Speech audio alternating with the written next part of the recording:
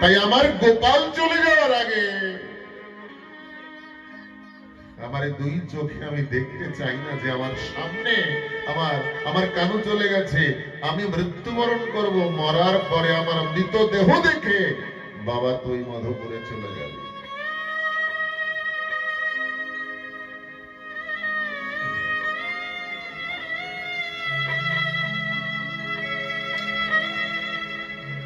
ধীরে ধীরে নিশি প্রভাত হয়েছে। প্রভাত হওয়ার পরে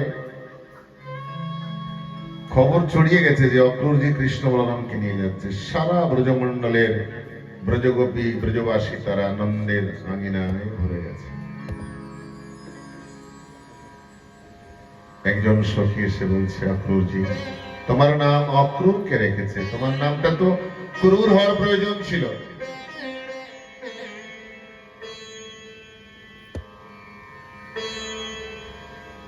বলতো, প্রতিদিন সকালবেলা বনমালী করে আমাদের গোপালকে আমরা গোচরণে পাঠাই। তুমি যদি আজকে নিয়ে চলে যাও, আমরা এই উদ্দেশ্যে বনে পাঠাই তাকে বনমালী করে, যে ফিরে আবার সন্ধ্যাবেলায় তার চন্দ্রবদন মুখখানা দর্শন করবে, গোপাল ফিরে আসবে।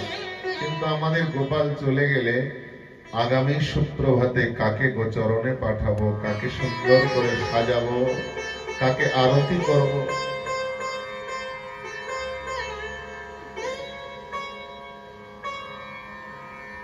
বলো। জল ছাড়া যেমন মিন বাঁচতে পারে না, শ্বাস ছাড়া যেমন কোন জীব বাঁচতে পারে না, বৃন্দাবনে কৃষ্ণ ছাড়া কোন ব্রজবাসী তারা বেঁচে থাকতে পারে। কি বললেন? ব্রজবাসী গোপিনীগণ রথের চাকার তলে বুকটা পেতে দিয়েছে। অক্রূরকে বলছে, চালাও রথ। কেন? রথ চালালে তো তোমরা রথের চাকার তলে প্রাণ হারাবে। বলছে, প্রাণনাথ যদি বৃন্দাবনে না থাকে আমরা প্রাণ দিয়ে কি করব?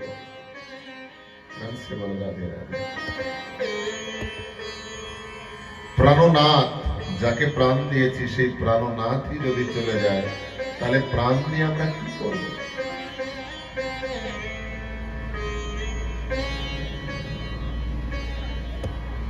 ধীরে ধীরে রথ চলছে, এক পাও দু পাও করে। রথটা ধরেছে নন্দরানী মা যশোদা, আর ওই ধীরে ধীরে চলছে পিছনে। আর একটু মাখন নিয়ে এসেছে। বাবা, কালকে তো নিজের হাতে সেবা দিয়েছি, একটু যাওয়ার বেলায় মাখন নেই না? মায়ের মন কত মধুর, কত বাৎসল্য মায়ের। বলছে, যাবার বেলায় একটু মুখে দিবি না?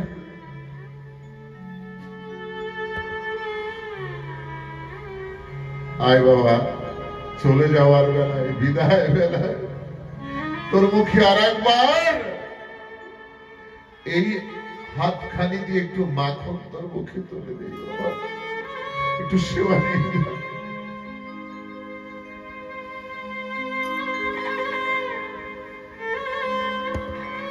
ভগবান এই কথার পরে রথ থেকে লাফ দিয়ে পড়েছে।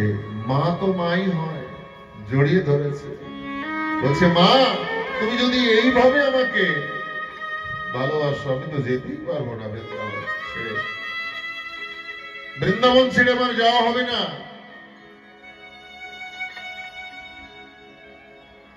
আমি যেতেই পারবো না, আমার শক্তি নেই।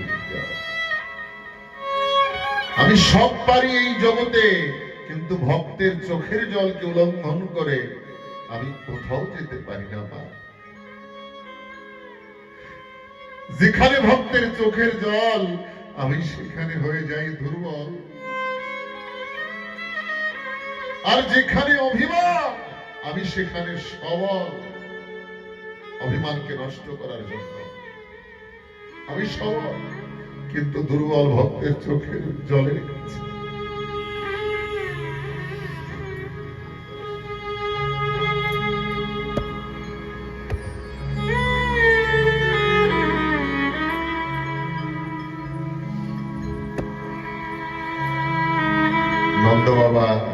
যশোদা ব্রজের সমস্ত কীট পতঙ্গ পশু পাখি সবাই কৃষ্ণ কৃষ্ণ কৃষ্ণ বলে চিৎকার করে কাঁদছে।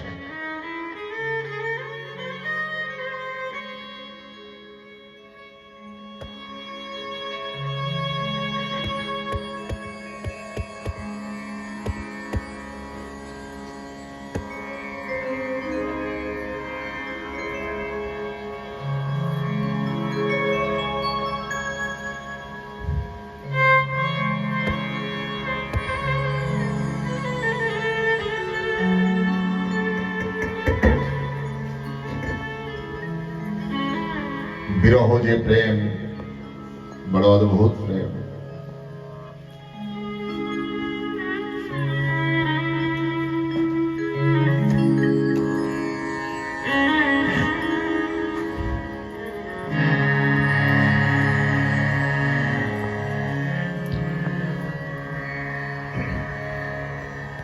যশোদা গোপালকে জড়িয়ে ধরে কান্না করছে, বাবা তুই তো চলে যাবি, আমার এই বুকের ব্যথা কে বুঝবে? এই সংসারের বিষয়বস্তু পাওয়ার জন্য তো আমি আসিনি, আমি তো বাবা তোর ভালোবাসা। আমায় ছেড়ে দূর প্রবাসে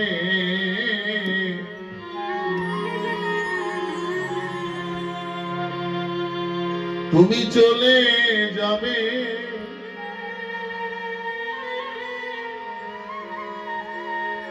তুমি ছাড়া আমার ব্যথা আর কে বুঝিবে ভগবান?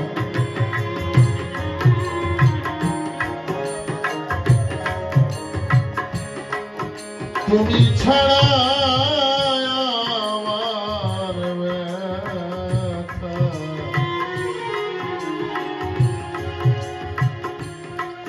আর কে বুঝিবে?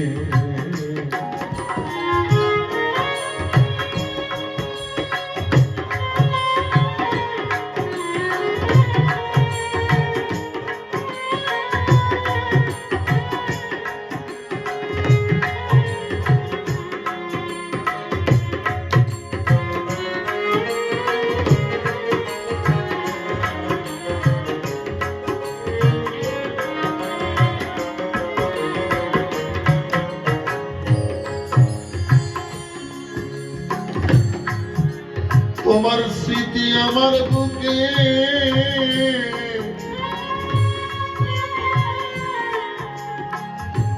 কত যে জাগিবে,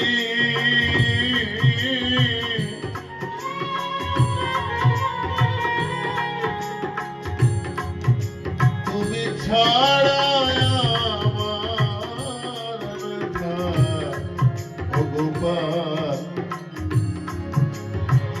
আর কে বুঝিবে?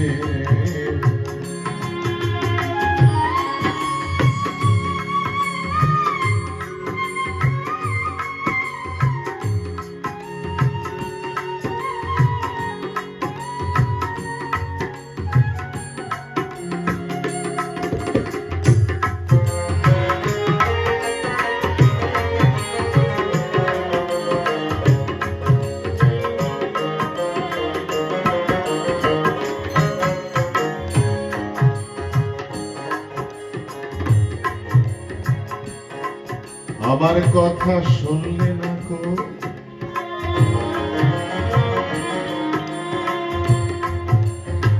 বুঝলে না বেদন,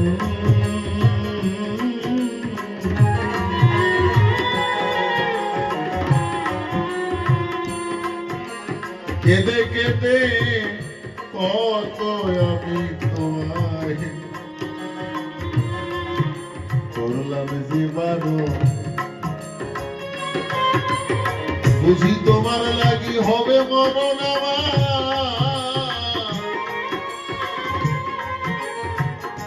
তুমি সুখী হবে, তুমি ছাড়া এই বৃন্দাবনে গোপাল। আমার ব্যথা কে বুঝবে?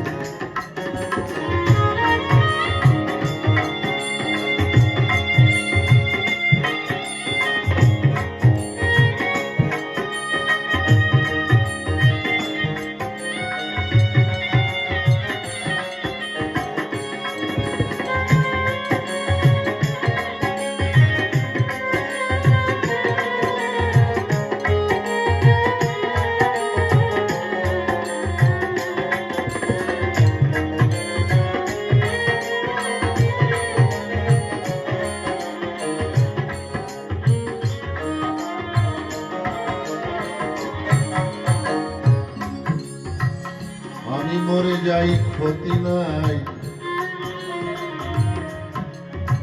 তুমি সুখী হইও।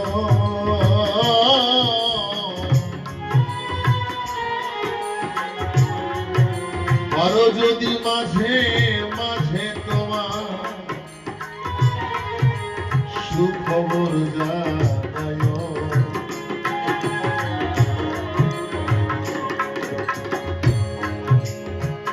আমার শেষের দিনে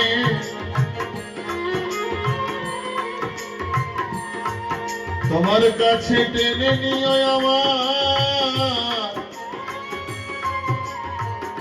সকল জ্বালা যাবে, তুমি ছাড়া আমার ব্যথা দয়া আর কে বুঝিবে?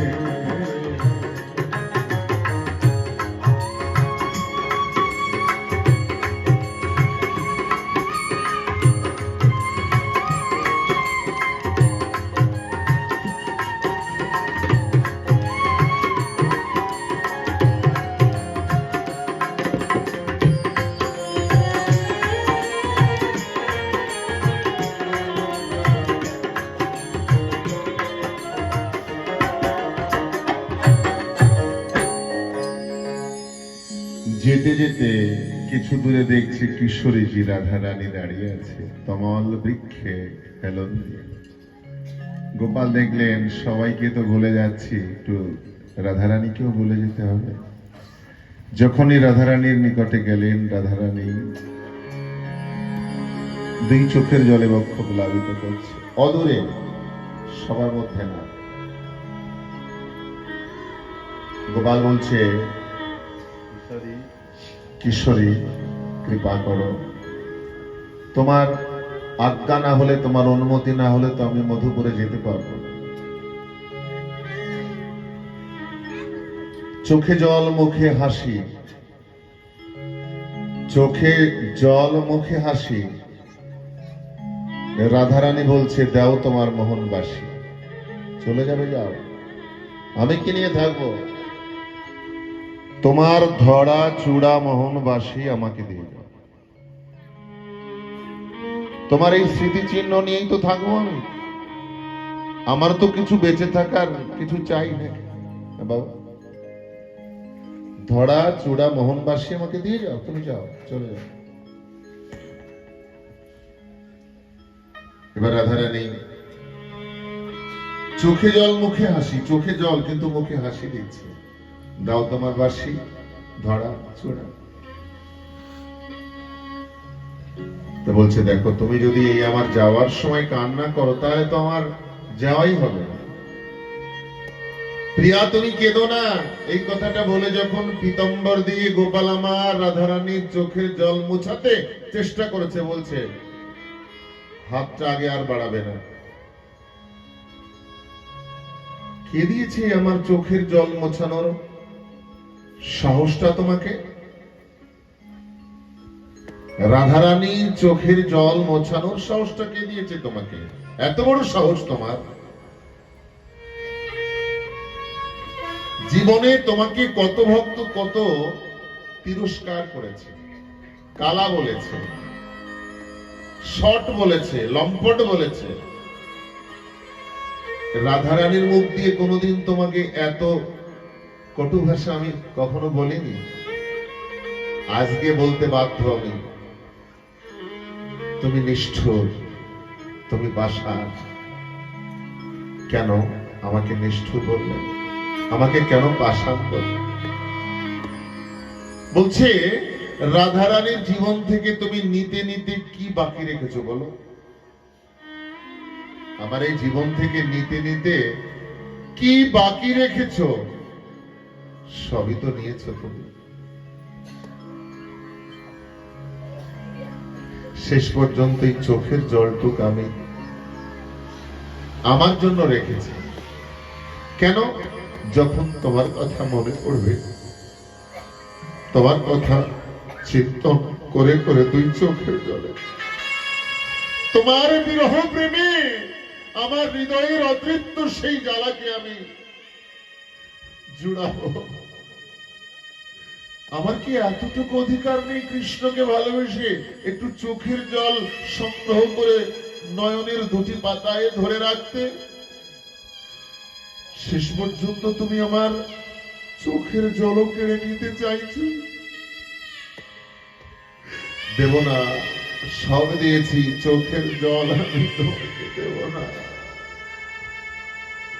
সবকিছু নিয়ে নিয়েছো, এতটুকু আমাকে অন্তত দয়া করো। আমি যেন কৃষ্ণ বলে বৃন্দাবনে দুই চোখের জলে ধুলায় ধূসারিত হয়ে কৃষ্ণ কৃষ্ণ বলে কাঁদতে পারি।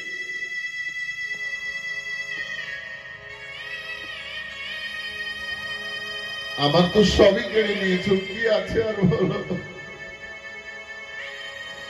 আমার বলতে তো কিছু নেই।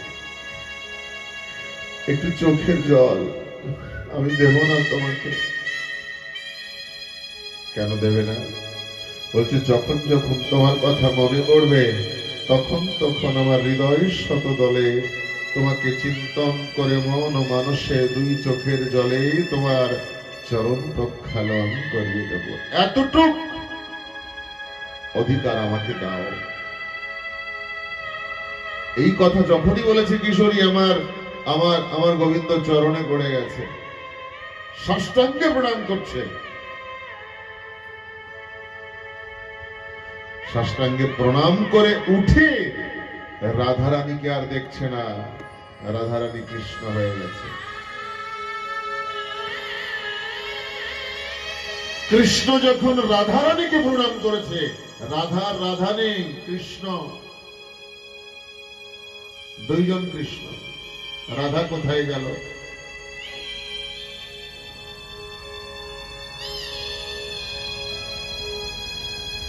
চোখের জলের মধ্যে নাকি তোমারও বসতি? তুমি তো প্রভু চোখের জলের মধ্যেই আছো।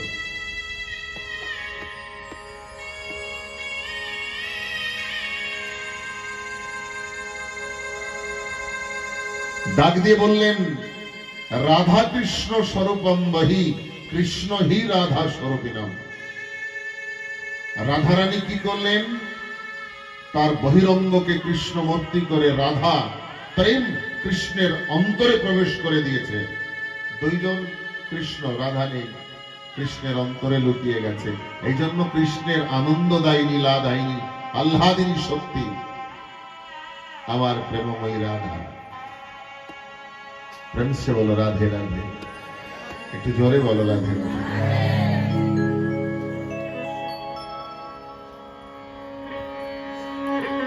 বিদায় দিলেন। বিদায় দেওয়ার পরে অক্রূরের রথে উঠে চলে যাচ্ছে প্রভু আমার। যতক্ষণ ওই রথের ধুলা দেখা গেছে আকাশে গগনমণ্ডলে, ততক্ষণ ব্রজবাসীরা দাঁড়িয়ে দাঁড়িয়ে দেখছে, ওই কানু যায়, ওই কানু যায়, ওই কানু যায়। যখন আর ধুলো দেখে না, তারা ধুলায় ধূসারিত হয়।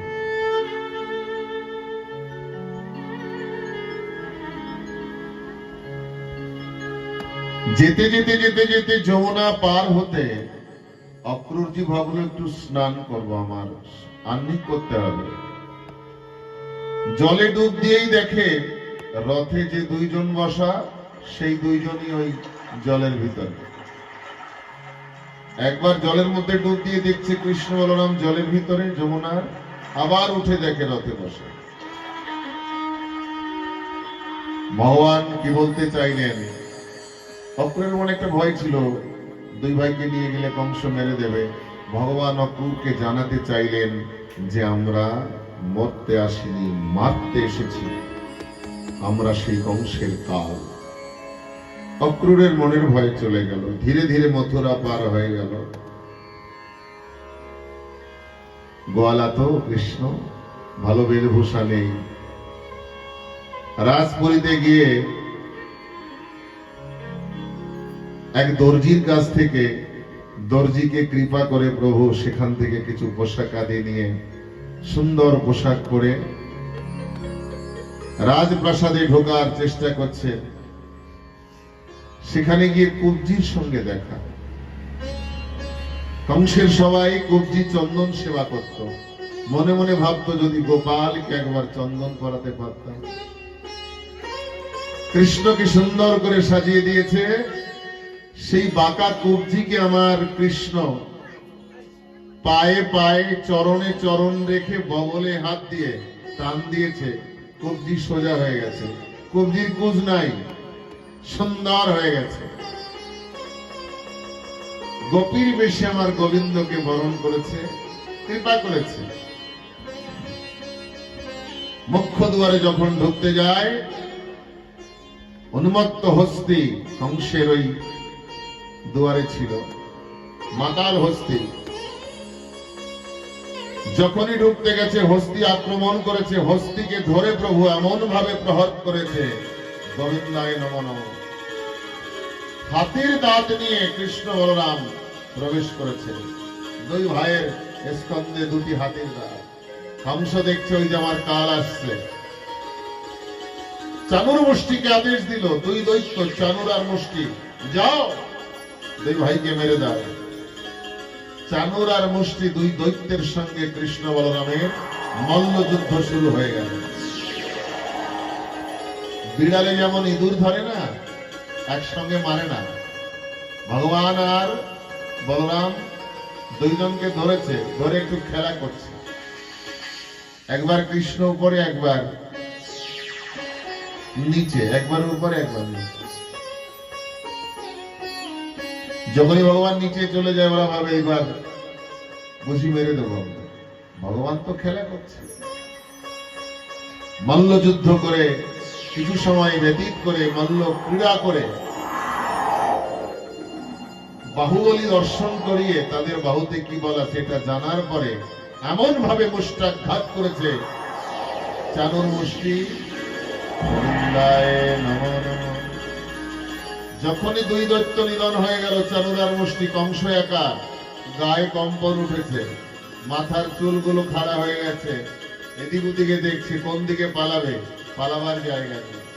কৃষ্ণ আমার এক লাফ দিয়ে সেই উচ্চ সিংহাসনে উঠে কংসের চুলের মুঠি ধরে নিচে টানতে টানতে নিয়ে এসেছে।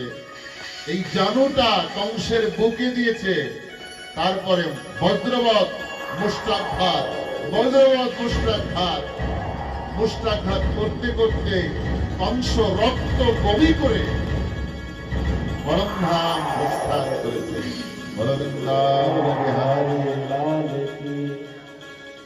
কংসকে উদ্ধার করে দিলেন প্রভু।